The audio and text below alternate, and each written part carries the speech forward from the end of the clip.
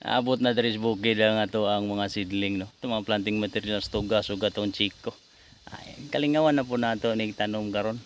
Sugod may galot kay magkuan mi. Mag outplant na mi adong chiko ug mga tugas. Kanang makita ninyo nga ground cover, kuha na siya, kamuti na siya, tanom na sa caretaker sa yuta ng yugi no. Mapansin ninyo, medyo lahi na og color ang dahon aning chiko. Kana siya is variegated chiko man na siya. Gi-order na ko somewhere in Luzon, Laguna man siguro. Istrita ha. Good.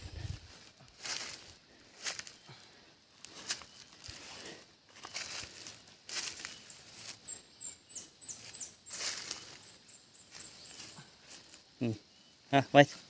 Ini na tabon.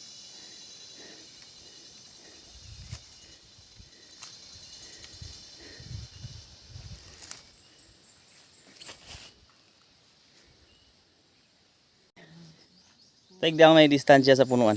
Pwede madaot ana. Mutangan na to siya. Og balani.